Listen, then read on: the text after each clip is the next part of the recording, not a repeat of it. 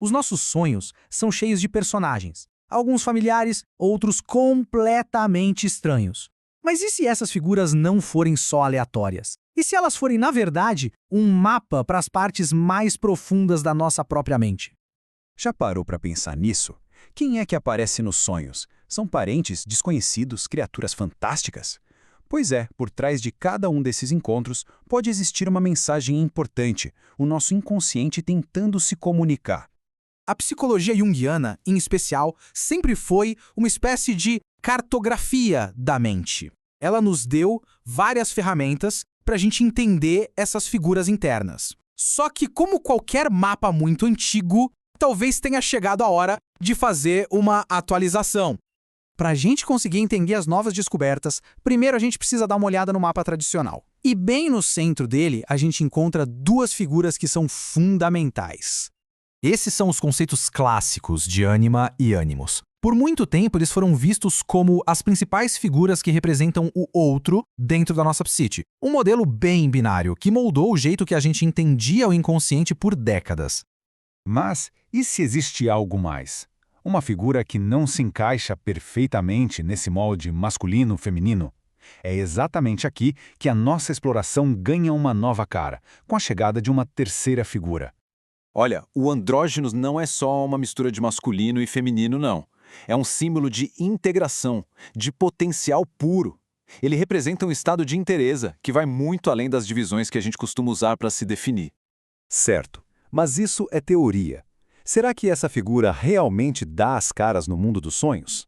Pois é, foi exatamente isso que pesquisadores da América Latina resolveram investigar, analisando centenas de sonhos para ver se encontravam essa figura tão intrigante.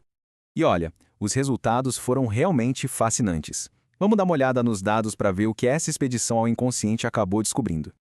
À primeira vista, parece que as figuras clássicas, ânimos e anima, ainda dominam o cenário. Mas o ponto-chave aqui é outro. A figura do andrógenos apareceu em quase um terço dos sonhos analisados. Isso não é um acaso, de jeito nenhum. É um padrão muito significativo.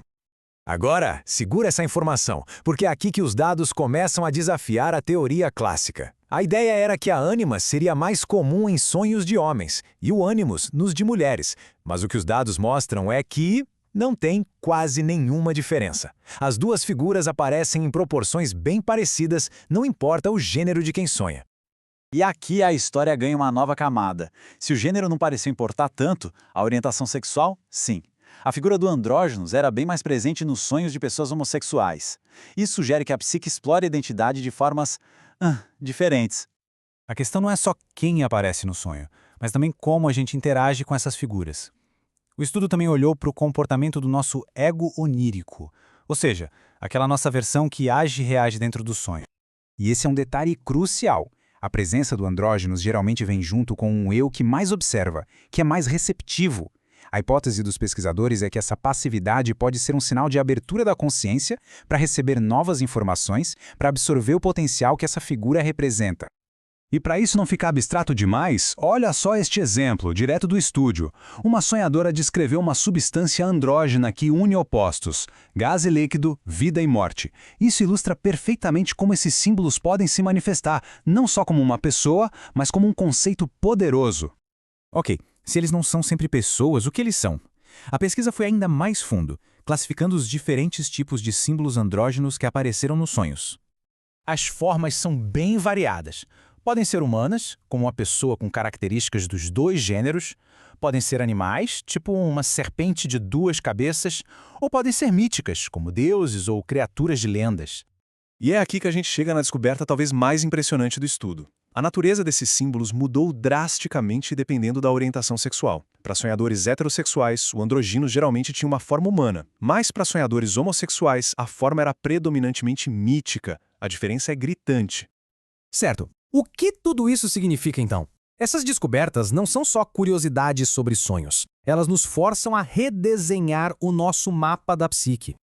O ponto central é este. O modelo antigo, focado só em ânima e ânimos, já não é suficiente. Ele simplesmente não consegue capturar toda a riqueza e a complexidade do que realmente está acontecendo no nosso inconsciente. As implicações aqui são enormes. Não se trata só de questionar um pilar da psicologia junguiana. Trata-se de propor que o andrógenos não é uma simples fusão dos outros dois, mas sim um processo independente e fundamental. É como se os nossos sonhos estivessem na vanguarda, explorando a identidade de maneiras que a nossa consciência desperta ainda está tentando entender. Os próprios pesquisadores oferecem uma interpretação muito poderosa para essa questão dos símbolos míticos. Eles sugerem que, talvez, a experiência de não se encaixar na norma cultural predominante abra a consciência para símbolos mais primordiais, mais potentes e cheios de novas possibilidades. E tudo isso nos deixa com uma pergunta final. Se os nossos sonhos estão de fato desenhando um novo mapa da psique, um mapa mais fluido, complexo e cheio de um potencial mítico, a questão não é só saber como é esse mapa, mas para onde ele está nos levando. Que novos territórios da identidade ele está nos convidando a explorar.